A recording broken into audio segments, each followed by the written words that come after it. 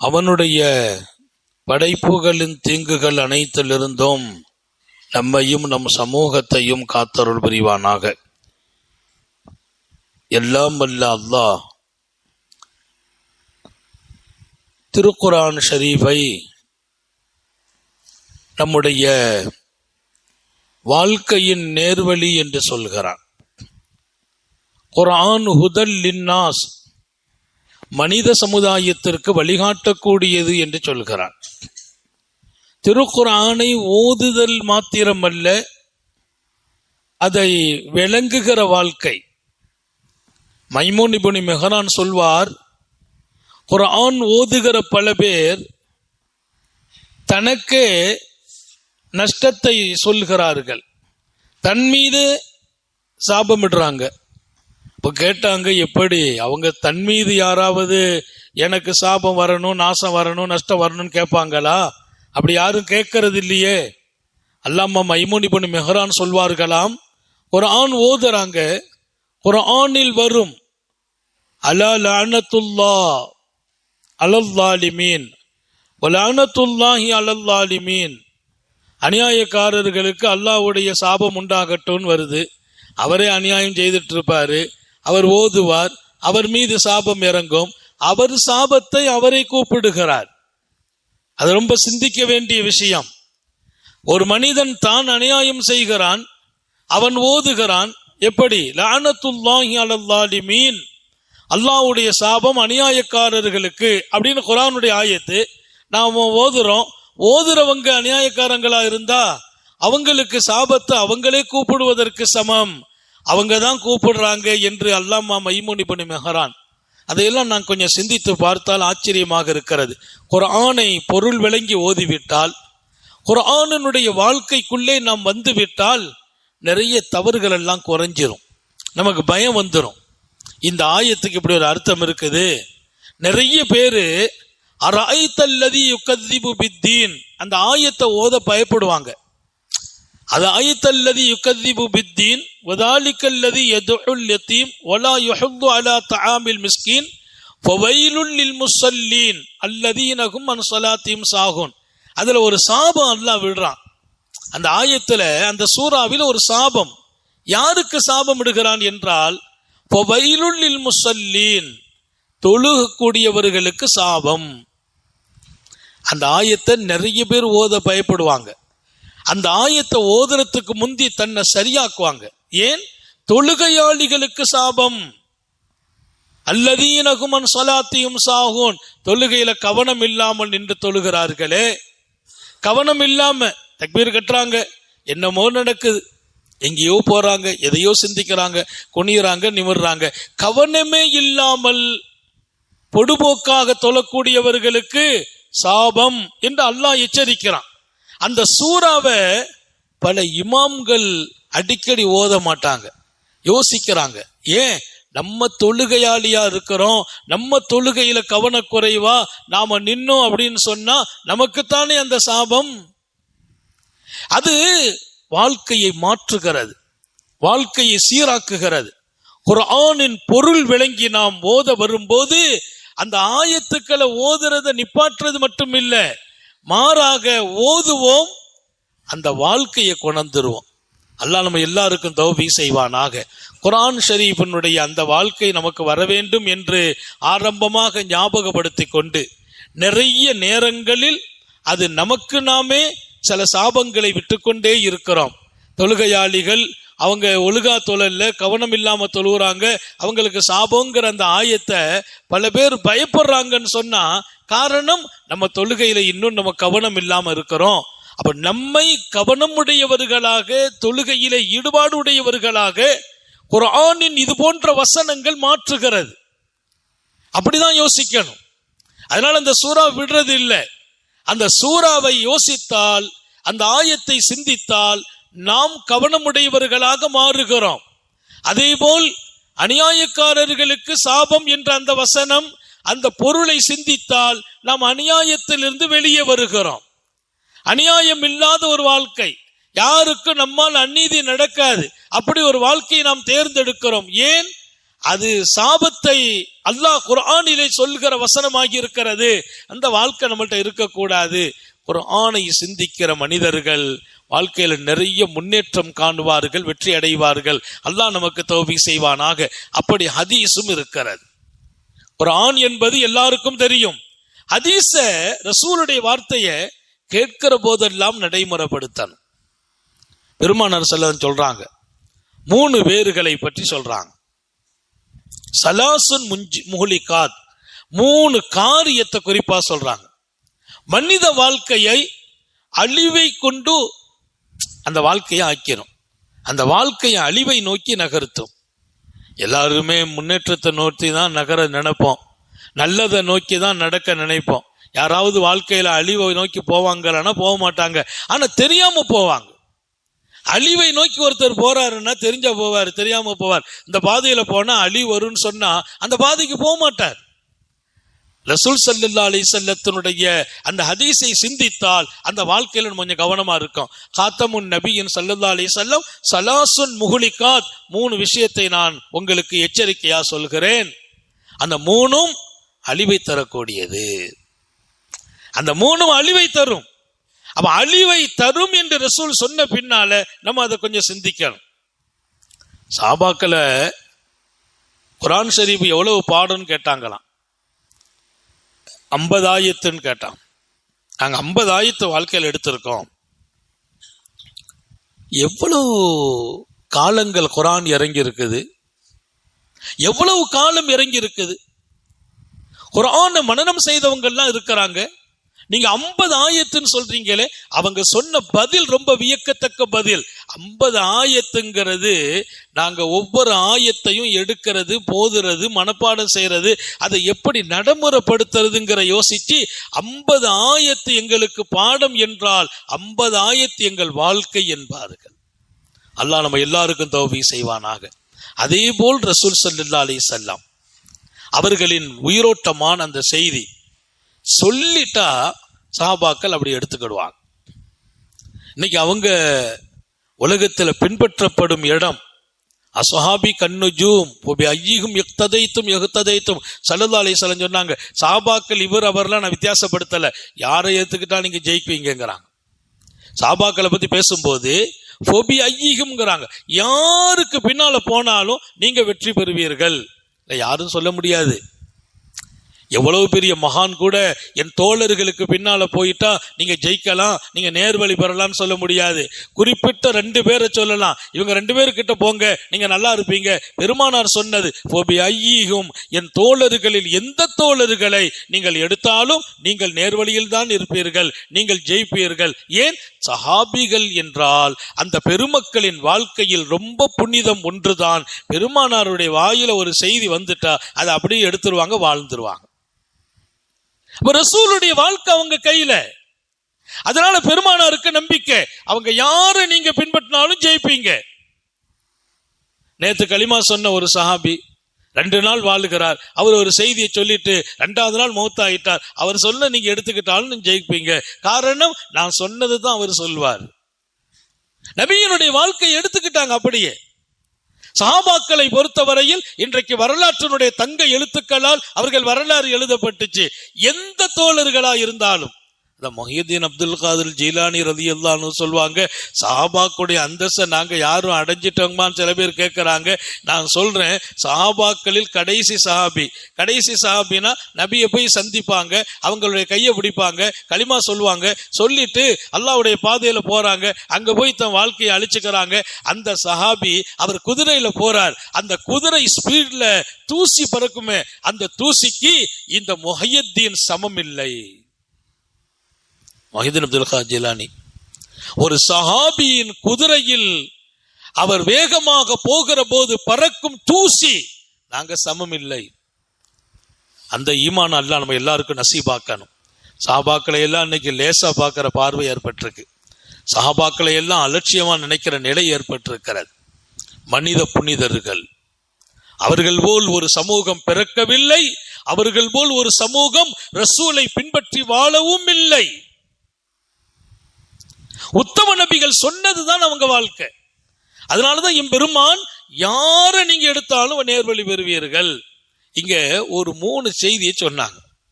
அந்த 3 என்னன்னா அழிவை தரும்ங்கிறாங்க. பெருமானார் பெரும்பாலும் அங்க வாங்க ஜெயிக்கலாம், அங்க வாங்க முன்னேறலாம், அங்க வாங்க வெற்றி பெறலாம், அதை செய்தா அல்லாஹ்வுடைய அன்பு கிடைக்கும், இதை செய்தா அல்லாஹ்வுடைய தொடர்பு கிடைக்கும் அப்படின்னு கற்றுக் கொடுக்கிற வாழ்க்கை இருக்குது. இதை ஓதுங்க அல்லாஹ்வுடைய நெருக்கம் கிடைக்கும் சொன்ன வார்த்தைகள் இருக்குது. ஆனால் அழிவை தரும் அப்படின்னா எட்டி பார்க்க மாட்டாங்க சஹாபிகள். அந்த வாழ்க்கையில விட்டும் 100க்கு 100 வெளியில ஓடி வந்துருவாங்க. சலாசுன் முஹ்லிகாத், 3 காரியம் உங்கள் வாழ்க்கையை பின்னடைவுக்கு கொண்டு போகும், அழிவை தரும். அல்லாஹ் அந்த 3ஐயும் நம்ம கேட்போம், எடுத்து நடக்க செய்வானாக. இங்க நம்ம ஆசை அதுதான். குர்ஆன் ஹதீஸ் 2ஐயும் கேட்பதோடு வாழ வேண்டும். வாழ்ந்தால் பலன் கிடைச்சிக்கணும். சஹாபாக்கள் வாழ்ந்ததால் ஜெயிக்கிறாங்க. அப்ப அதில் முதல்ல சொன்னாங்க ஷுஹுன் முதா. பெருமானார் சொன்னது கருமி குணம். கருமித்தனம் மட்டும் சொல்லல, முத்தா, கஞ்சத்தனத்துக்கு நீ அடிமையாயிடுறது. கஞ்சத்தனத்துக்கு நீ அடிமை, அதுக்கு வழிபடுறது, கஞ்சத்தனத்துக்கு பின்னால போறது, அதுக்கு நீ உன்னை அடிமையாக்கி அது என்ன சொல்லுதோ அப்படி நடக்கிறது. நிறைய பேர்ட்ட அந்த குணம் வந்துடும். காசு வரும்போது அந்த குணமும் சேர்ந்து வந்துருது. அதனாலதான் பெருமானார் ஸல்லல்லாஹு அலைஹி வஸல்லம் ஹதீஸ் சொன்னாங்க, நிஅமல் மாலு சாலிஹு லிர்ரஜுல் சாலிஹ். பணம் வேணும், பணம் நல்லது. யாருக்கு நல்லது? அந்த பணத்தை வைத்திருப்பவர் நல்ல மனிதராக இருக்க வேண்டும், அவருக்கு அந்த பணம் நல்லது. பணம் வைத்திருப்பவர் நல்ல மனிதர், உள்ளம் விரிந்தவர், விசாலமானவர். அல்லாஹ் அந்த உள்ளத்தை நம்ம எல்லாருக்கும் நசீபாக்குவானாக. சஹாபாக்கள் மாத்திரம் அல்ல, தாபிஈங்கள் ஒரு துவா கேட்டாங்களாம், யா அல்லாஹ் எங்களுக்கு பணமும் பரக்கத்தும் வரணும். எப்படி வரணும்? விசாலமான உள்ளத்துடனே இருக்க பணத்தை தருவாயாக. நீ கொடுக்கிற பணம் அது நல்ல வழியில நாங்க செலவழிக்கிற தௌஃபீக்கையும் வழங்குவாயாக. பணம் வந்து நம்மை லாக்காக்கிட்டுன்னு சொன்னா அது நம்முடைய அழிவை நோக்கி கொண்டு போயிருது. அந்த பணம் எங்களுக்கு எப்படி இருக்கணும்? உள்ளத்தின் விசாலத்தை திறக்கணும். உள்ள விசாலம். ஹாத்தம் தாய், எங்க மதரசாக்களுடைய அரபு கிதாபுகள்ல கொடைத்தன்மை அப்படின்னு வந்தா ஹாத்தம் தாயின்னு போட்டு போயிடுவாங்க. கொடைனாலே அவர் தான் கொடை வள்ளல் என்று பெயர் வாங்கியவர். ரசூல் ஸல்லல்லாஹு அலைஹி வஸல்லத்துக்கு முன்னால் உள்ள காலத்துல தையி சமூகத்தினுடைய அரசர் ஆத்தம் தாய். பெருமானாருக்கு முந்திய காலம். அவர் பெரிய கொடை வள்ளல்.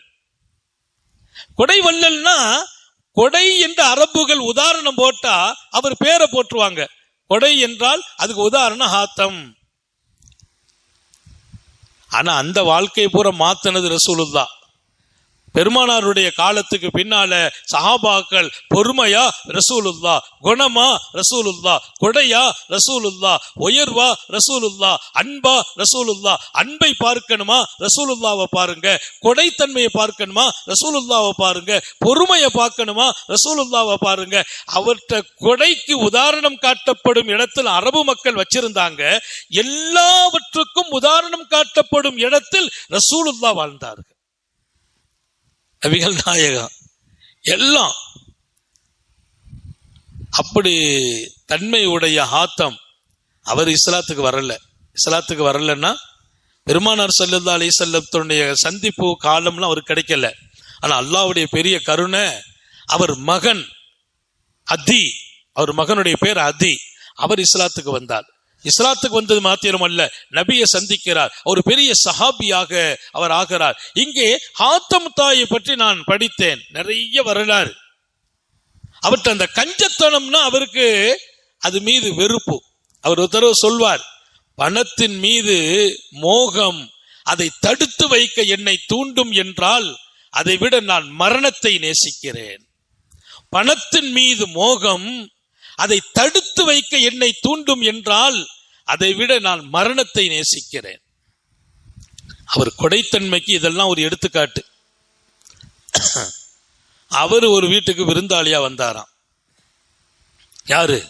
கொடை வள்ளலே ஒரு வீட்டுக்கு விருந்தாளி. அந்த வீட்டுக்காரங்க அவருக்கு விருந்து கொடுக்கறாங்க. அவங்க தெரிஞ்சு கொடுக்கறாங்களா தெரியாம கொடுக்காங்களா தெரியாது. அவர் ஒரு பெரிய அரசர் கூட, இத்தனை பெரிய கொடைவள்ளல். அந்த வீட்டுக்கு வந்தார். அவங்க அவருக்கு தயார் உணவுகள், அழகான உணவு தயார்படுத்தி இருந்தாங்க. அந்த உணவுல ஒரு பொருள் ரொம்ப நல்லா இருந்துச்சு. ஒரு பொருள், அதை சாப்பிட்டுட்டு மன்னர் சொன்னாராம், இது ரொம்ப டேஸ்டா இருக்குன்னாராம். அந்த அந்த குடும்பத்துல இந்த உணவு ரொம்ப டேஸ்ட்னு ஒரு வார்த்தை தான் சொன்னார். சொன்னா ஒரு அரை மணி நேரம் சாப்பிட்டு முடிக்கிறதுக்குள்ள மீண்டும் அதே பொருளை கொண்டு வச்சாங்க. அப்புறம் அதே பொருள் அடுத்தடுத்து அடுத்தடுத்து. அது என்னதுன்னு உங்களுக்கு கேட்ட ஆச்சரியப்படுவீங்க. ஆட்டினுடைய மூளை. ஆட்டினுடைய மூளை. மூளையை அவங்க சுவையா வச்சிருக்கிறாங்க. அவர் அதை சாப்பிட்டுட்டு இது ரொம்ப நல்லா இருக்குன்னு சொன்னார்.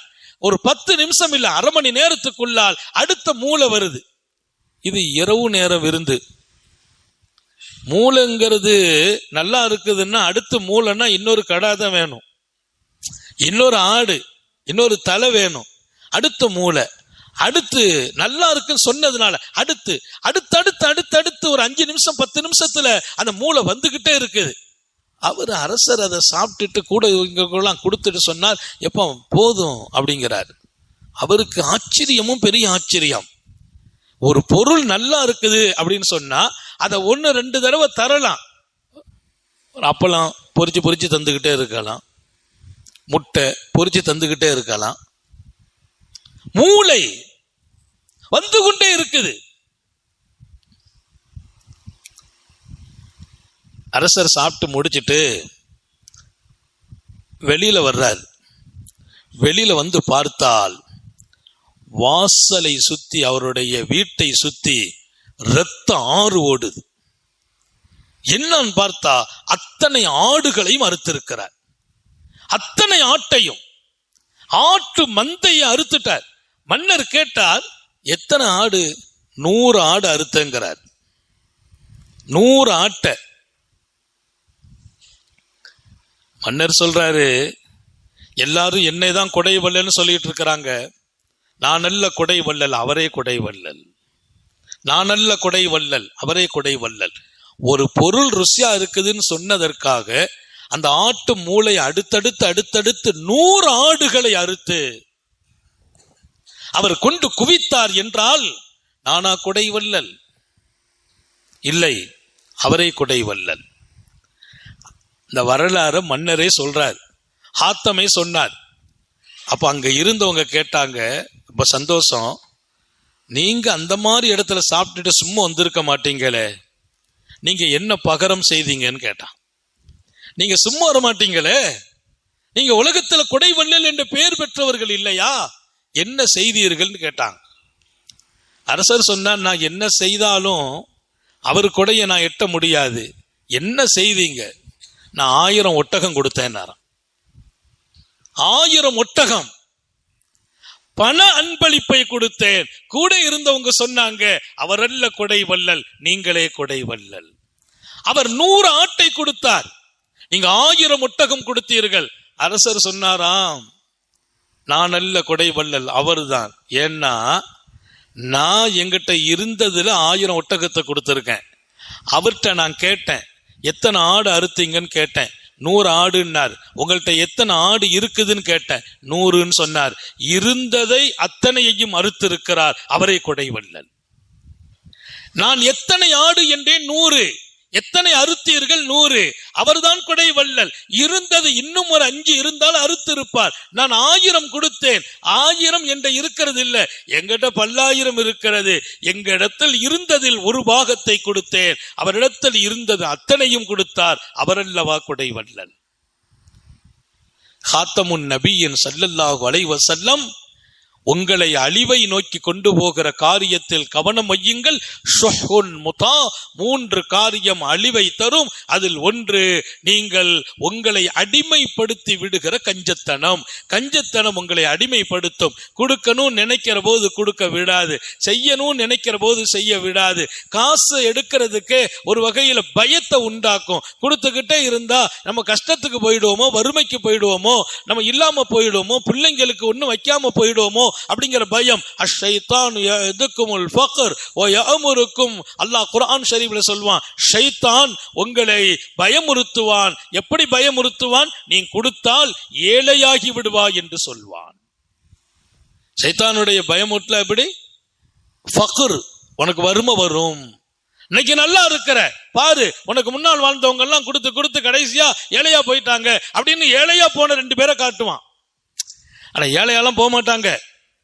பெருமானாருடைய ஒரு ஹதீஸ் இருக்குது இல்லையா, கொடுத்தவங்க கஷ்டப்பட மாட்டார்கள், கொடுத்தவர்கள் அல்லாஹ் கைவிடுறது இல்ல. அப்ப கஞ்சத்தனம் என்பது ரொம்ப டேஞ்சர். ஸல்லல்லாஹு அலைஹி வஸல்லம் சொன்னாங்க, சொர்க்கத்தை பார்த்திருக்கீங்களா? சொர்க்கத்தின் அழகு தெரியுமா? அலங்காரம் தெரியுமா? சொர்க்கத்தை பத்தி கேள்விப்பட்டா எல்லாருமே போகணும் ஆசைப்படுவாங்க. எம்பெருமான் சொல்றாங்க, அல்லாஹ் நம்ம எல்லாருக்கும் தௌபீ செய்வானாக. சொர்க்கத்தை பத்தி கேள்விப்பட்டால், அதை வர்ணனையை பார்த்தால், யாராவது ஒருத்தர் அதை பார்த்துட்டா அதுக்கு போகாம யாரும் இருக்க மாட்டாங்க. அப்ப சொர்க்கம் அவ்வளவு அழகு. இது எப்போம்னா சொர்க்கத்தை படைச்ச உடனே சொல்றாங்க. அதுக்கு பின்னால் அல்லாஹ் தஆலா சொர்க்கத்தை அடைகிறதுக்குன்னா நிறைய கஷ்டங்கள்லாம் இருக்குதுன்னு சொன்னா, அதை பார்த்துட்டு ஜிப்ரீல் வந்து சொன்னாங்களாம், இப்போ அதை பார்த்தா யாரும் போக மாட்டாங்க போல தெரியுதுன்னாங்களாம். நிறைய கஷ்டங்கள்லாம் இருக்குது, இப்போ பார்த்தா யாரும் போக மாட்டாங்க போல தெரியுது. முதல்ல பார்த்தா எல்லாரும் போற மாதிரி இருந்துச்சு, ஆனா இந்த கஷ்டங்கள்லாம் சந்திச்சாதான் சொர்க்கம்னா யாரும் போற மாதிரி இல்லையேன்னாங்க. இப்போ என் பெருமான் ஸல்லல்லாஹு அலைஹி வஸல்லம் சொல்றாங்க, சொர்க்கம் அதை பற்றி கேள்விப்பட்டாலே எல்லாருக்கும் போகணும் ஆசையா இருக்கும். சொர்க்கம் வேண்டான்னு யாரும் சொல்ல மாட்டாங்க. தொழுகையே இல்லை, இபாதத்தே இல்லை, அவரு கூட நான் நரகத்துக்கு தான் போறேன்னு சொல்லுவாரு, சொர்க்கந்தம் போகிறேன் பாரு சொல்லிவிட்டு என் பெருமான், அல் பகீரு லா யதுகுலுல் ஜன்னா, கஞ்சத்தனம் குணமுடையவர், கருமி குணமுடையவர், அவர் சொர்க்கத்துக்கு போக மாட்டார். அல்லாஹ் நம்ம எல்லாரையும் பாதுகாப்பானாக. எங்க அவர்கிட்ட வணக்கம் இருக்குது, வழிபாடு இருக்குது, நோன்பு இருக்குது, தொழுகை இருக்குது, இபாதத்து இருக்குது, அவர் நல்ல காரியம் எல்லாம் செய்யறாரு. ஆனா கஞ்ச குணம், கருமித்தனம், செலவழிக்க மனசு வர்றது இல்ல, வீட்டுக்கு கூட ஒழுங்கா செலவு பண்றது இல்ல, பிள்ளைங்களுக்கு கொடுக்கறது இல்ல, மனைவிக்கு கொடுக்கறது இல்ல, சேர்த்து சேர்த்து வச்சு என்ன செய்ய போறோம்? நம்ம போற போது நம்ம ஒன்னையும் கொண்டு போக போறது இல்ல. நிறைய குடும்பங்கள்ல பிள்ளைங்க கூட அந்த பணத்தை வச்சு தகப்பனுக்கு கூட ஒரு துவா ஓதுவாரான்னு சொல்ல முடியாது. ஒமா துகத்திமு லிஅன்ஃபுசிக்கும், உங்களுக்காக நீங்கள் எதை முன்னால் கொண்டு வருவீர்களோ அதுதான் உங்களுக்கு. தஜிதுஹு இந்தல்லாஹ், உங்களுக்காக நீங்கள் முற்படுத்துங்கள், அது அல்லாஹ்ட்ட வந்தா கிடைக்கும். நீ இங்க வச்சிட்டு போறது பின்னால் ஆக்குறது, நீ செலவழிச்சது முன்னால் அனுப்புறது. அல்லாஹ் குர்ஆன்ல சொல்றான், நீங்க வச்சிட்டு போறது பின்னால வச்சிட்டு போற, அது உன் சந்ததி அனுபவிக்கும். நீ எதை செய்தாயோ செலவு பண்ணாயோ அது அங்க போய் உனக்கு அட்வான்ஸா இருக்குது. தஜிதுஹு இந்தல்லாஹ், அல்லாஹ்ட்ட வாங்க, அது கிடைக்கும், அது கேரண்டியா சொல்றான் அல்லாஹ். 10 ரூபா கூட நீ செலவு செய்தாலும் அது அங்க வந்தா இருக்கும், அதெல்லாம் இல்லாம போயிடாது. நீ உனக்காக முற்படுத்து. உங்களுக்காக என்ன செய்தீர்கள்? அவன் நமக்குன்னு ஒரு சேமிப்பு வைக்கணுமா இல்லையா? அந்த சேமிப்புங்கிறது தூய இதயத்தோடு நாம் கொடுக்கிற நல்ல காரியங்களுக்காக உள்ள அந்த செலவுகள். வீட்டு செலவுக்கு கூட பரக்கத்து தான், குடும்ப செலவுக்கு கூட பரக்கத்து. குடும்பத்துக்கு செலவு செய்யறதுக்கு மனசு விசாலமா இருக்கா, அங்கேயும் நீங்க உயர்ந்தவர்கள். கஞ்சத்தனம் வேண்டாம், அவர் சொர்க்கம் போக மாட்டார் என்று ரசூல் ஸல்லல்லாஹு அலைஹி வஸல்லம் எச்சரிக்கிறார்கள் என்பது மாத்திரமல்ல, கஞ்சன் 4 விஷயத்துல அவனை பத்தி சொல்றாங்க. ஹாத்தமுன் நபியின் ஸல்லல்லாஹு அலைஹி வஸல்லம், அல் பகீல் பஈதும் மினல்லாஹ், கஞ்சன் அவன் அந்த குணம் அவனுக்கு வந்ததால் அவனுக்கு ஏற்படும் பாதிப்புல முதல் பாதிப்போ அல்லாஹ்வை விட்டும் அவன் தூரமாயிக்கொண்டே இருப்பான். அல்லாஹ் நம்ம எல்லாரையும் பாதுகாப்பானாங்க. அல்லாஹ்வை விட்டும் தூரம், அல்லாஹ்வுக்கு தான் நெருக்கமாகணும், அல்லாஹ் விட்டும் தூரம் ஏற்படும். அது அப்படியே மாத்தி இங்க சொல்றாங்க, கொடை வல்லல் கரீபும் மினல்லாஹ், அல்லாஹ்வுக்கு நெருக்கமா ஆயிட்டே இருப்பார். கொடை வல்லல் அல்லாஹ்வுக்கு நெருக்கமாயிட்டே இருப்பார். கஞ்சன் அல்லாஹ் விட்டு தூரமாயிட்டே இருப்பான். ஒல் பகீலு பஈதும் மினல்லாஹ் வ பஈதும் மினன்னாஸ், இரண்டாவது மக்களை விட்டும் தூரமாயிட்டே இருப்பார். ஏன்? அவர் கருமி குணம் கஞ்சத்தனம் இருக்குதுன்னா மக்களும் அவரோட நெருங்க மாட்டாங்க. அவரெல்லாம் ஒன்னும் விசேஷமான ஆள் இல்லப்பா, அவர்கிட்டெல்லாம் போனா ஒரு காரியம் நடக்காது, அவரெல்லாம் நல்ல காரியத்தான் செய்ய மாட்டார், அவரை விட்டு மக்கள் தூரமாயிட்டே இருப்பாங்க. ஸல்லல்லாஹு அலைஹி வஸல்லம் சொல்றாங்க. அதே சமயம் கொடைவல்லல் கரீபும் மினன்னாஸ், மக்களும் நெருக்கம், மக்கள் அவரோடு நெருங்கி இருப்பாங்க. அவரு நல்ல மனுஷன், விசாலமான ஆளு, தாராளமா கொடுக்கிறார். அவர் கொடுக்கிற ஒரு பக்கம் தான் மக்கள் நெருங்குவாங்க. இனிப்பு இருக்கும் இடத்தில் தான் ஈக்கள் மொய்ப்பதை போல, இனிப்பு இருக்கும் பதார்த்தத்தில் பொருளில் ஈக்கள் மொய்ப்பதை போல விரிந்த உள்ளம், விசாலமான எண்ணம் கொடுக்கிற மனசுள்ளவங்க பக்கம்தான் மக்களும் நெருக்கமாவார்கள். பெருமானாருடைய இந்த வாசகம் என்ன? மக்களுடைய நெருக்கமும் துஆவும் கொடுக்கிற உள்ளம் உடையவங்களுக்கு கிடைச்சிரும். மக்களை விட்டும் தூரம் ஏற்படும் கஞ்சனுக்கு. மூணாவது சொன்னாங்க, அவர் சொர்க்கத்தை விட்டும் தூரமாகிக் கொண்டே இருப்பார். கொடை வள்ளலுக்கு சொல்றாங்க, அவர் சொர்க்கத்திற்கும் நெருக்கமாகுவார். அல்லாவுக்கு நெருக்கம், மக்களுக்கு நெருக்கம், சொர்க்கத்திற்கு நெருக்கம். கொடை வள்ளல் கஞ்சன் அல்லாவை விட்டும் தூரம், மக்களை விட்டும் தூரம், சொர்க்கத்தை விட்டும் தூரம். அதே சமயம் கஞ்சனுக்கு ஒரே ஒரு நெருக்கம் கிடைக்கும்னாங்க. என்ன நெருக்கம் யா ரசூலல்லாஹ்?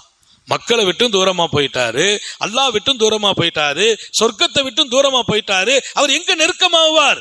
உத்தம நபிகள் ஸல்லல்லாஹு அலைஹி வஸல்லம் சொன்னார்கள், அவர் கரீபும் மினன்னார், நரகத்திற்கு நெருக்கமாகுவார். அல்லாஹ் நம்ம எல்லாரையும் பாதுகாப்பானாக.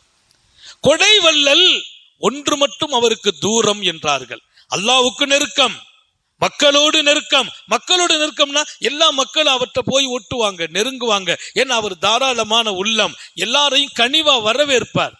முதல்ல சிரிச்ச முகத்தோட நம்ம நடந்தாலே மக்கள் கூட்டம் நம்ம பக்கம் இருப்பாங்க. கொஞ்சம் கடிந்து கொள்ளாம நடக்கிற ஒரு வாழ்க்கை அல்லாஹ் நம்ம எல்லாருக்கும் நசீபாக்கட்டும். பெருமானார் சொன்னாங்க, ஒரு சிரிச்ச முகம் உன் வாழ்க்கையில எப்பவும் வச்சுக்கப்பான்னாங்க.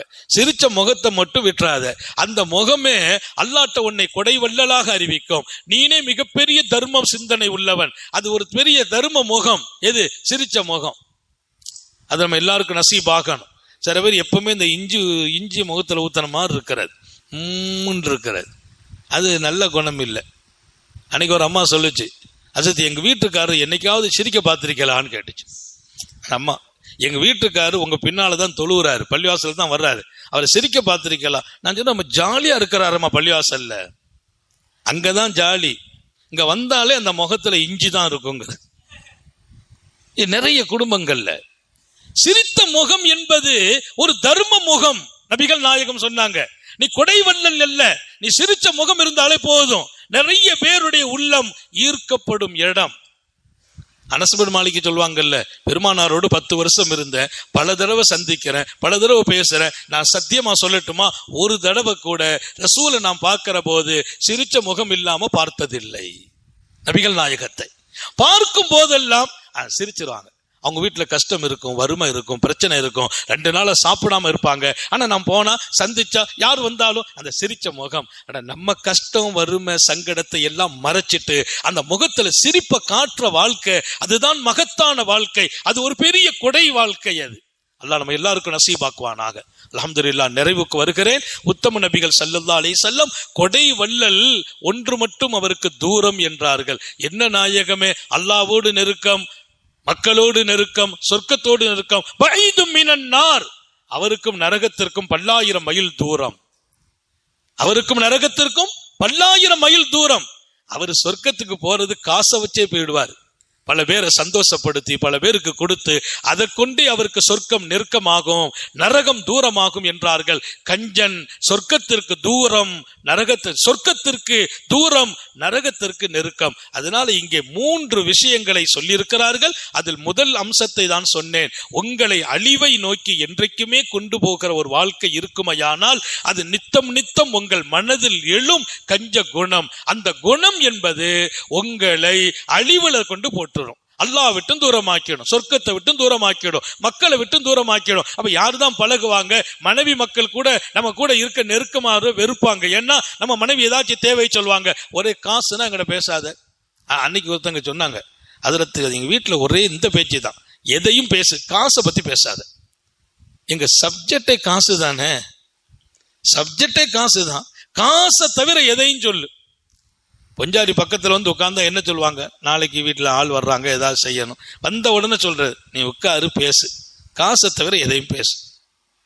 ஒன்னும் பேச முடியாது. காசை தவிர்த்துட்டு எதையும் பேச முடியாது. நம்ம வீட்டம்மா பக்கத்துல பேச வர்றாங்கனாலே என்ன அர்த்தம்? நம்ம வீட்டுல அன்னைக்கு வீட்டுல கல்யாணம் வந்துச்சே, நமக்கு சாப்பிட போனோமே, இப்ப நம்ம அவங்களுக்கு என்ன செய்யறது? காசு சப்ஜெக்டா தான் அதிகமா ஓடும். எனவே அன்பர்களே, பெருமானார் ஸல்லல்லாஹு அலைஹி வஸல்லம், உன் மனைவி மக்கள் கூட உன்னோடு நெருக்கமாக இருக்க வேண்டும் என்றால் நீ கருமி குணம் உள்ளவனாக இருந்தால் அவங்க கூட நெருக்கமா இருக்க மாட்டார்கள். அவர்களும் உன்னை விட்டும் தூரம். எனவே மக்களை விட்டும் தூரமாகிற வாழ்க்கை எல்லாம் ஒரு அழகான வாழ்க்கை இல்லை. அல்லாஹ் விட்டும் தூரமாகிற வாழ்க்கையெல்லாம் அழகான வாழ்க்கை இல்லை. சொர்க்கத்தை விட்டும் தூரமாகிற வாழ்க்கை அழகான வாழ்க்கை இல்லை. அது அழிவை நோக்கிய வாழ்க்கை என்று சாந்த நபிகள் சர்க்காரை ஆலம் ஸல்லல்லாஹு அலைஹி வஸல்லம் மாந்தர்கள் மனித உலகத்திற்கு ஒரு அழகான செய்தி தருகிறார்கள். 3ன்னு சொன்னாங்க. ஒன்ன சொல்லியிருக்கேன். அடுத்தடுத்த சந்தர்ப்பங்களிலே அதை நாளையோ அடுத்த நாட்களோ நான் தொடருவேன். சொக்கும் முத்தா, உன்னை அடிமைப்படுத்துகிற கஞ்சத்தனம் உன்னை அழிவை நோக்கி நகர்த்தும் என்றார்கள். எல்லாம் அல்ல அல்லாஹ் அப்படிப்பட்ட குணத்தை வர விடாம வேரோடு அதை களை எடுக்க செய்வானாக. சின்ன வயசுலயே அப்படியே பழகி பழகி வரணும். கையில ஒரு 10 ரூபா இருக்குதுன்னா அது எந்த வகையில சேமிப்பு செய்யலாம், ஏதோ ஒரு 2 ரூபா வச்சுட்டு பாக்கி உள்ளதை யாருக்கு கொடுக்கலாங்கிற எண்ணத்தை வளர்த்தோம் என்றால் கொடுக்க கொடுக்க அவர் குறைய மாட்டார் என்று சொன்னவர்கள் நபிகள் நாயகம். எனவே அந்த மாதிரி எண்ணங்களை நம்ம பிள்ளைகளுக்கும் ஊட்டி வளர்க்க வேண்டும். அல்லாஹ் தௌஃபீக் செய்வானாக. நீண்ட நெடிய நாட்கள் நோய் நொடிகள் இல்லாமல் உடல் ஆரோக்கியத்தோடு மன நிறைவோடு இன்பத்தோடு அல்லாஹுவை நின்று வணங்கி வழிபட்டு வாழும் நசீபையும் பாக்கியத்தையும் எல்லாம் அல்ல அல்லாஹ் உங்களுக்கும் எனக்கும் நம்மை ஈன்றெடுத்த தாய் தந்தையர்களுக்கும் நமது மனைவி மக்கள் உற்றார் உறவினர் யாவருக்கும் கொடுத்தருள் புரிவானாக. நமது உயிரினும் மேலான கண்மணி நபிகள் நாயகம் ஸல்லல்லாஹு அலைஹி வஸல்லம் அவர்களை கனவிலும் நனவிலும் கண்டுகளிக்கும் பெரும் பாக்கியத்தை அல்லாஹ் நம் எல்லோருக்கும் கொடுத்தருள் புரிவானாக என்ற நல்ல துஆக்களோடு உங்கள் எல்லோருடைய துஆவை ஆதரவைத்து என் வார்த்தைகளை நிறைவுபடுத்துகிறேன். வாஹிரு தாவானா அல்ஹம்துலில்லாஹி ரப்பில் ஆலமீன். அஸ்ஸலாமு அலைக்கும் வரஹ்மத்துல்லாஹ். இன்ஷா அல்லாஹ் நாளை தினம் ஜும்மா பயான் அது பெண்களுக்கு இருக்காது. சனிக்கிழமையிலிருந்து தொடராக இதை தொடர் இங்கே நடக்கும். ஸல்லல்லாஹு அலா முஹம்மத் ஸல்லல்லாஹு அலைஹி வஸல்லம் ஸல்லல்லாஹு முஹம்மத் ஸல்லல்லாஹு அலைஹி ஸல்லல்லாஹு அலா முஹம்மத் ஸல்லல்லாஹு அலைஹி வஸல்லம் ஸல்லல்லாஹு அலா முஹம்மத் ஸல்லல்லாஹு அலைஹி வஸல்லம் ஸல்லல்லாஹு அலா முஹம்மத் ஸல்லல்லாஹு அலைஹி வஸல்லம் ஸல்லல்லாஹு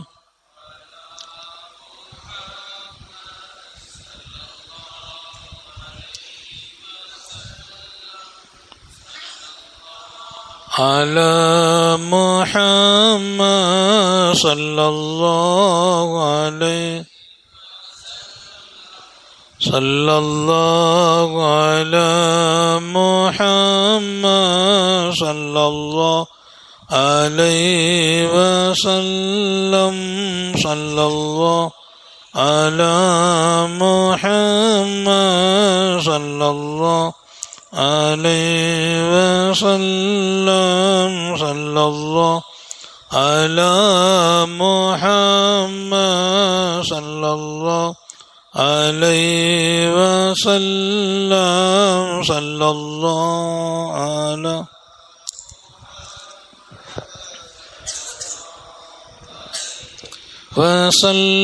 வஸல்லம் ஸல்லல்லாஹு அலா முஹம்மத் யா ரப்பி ஸல்லி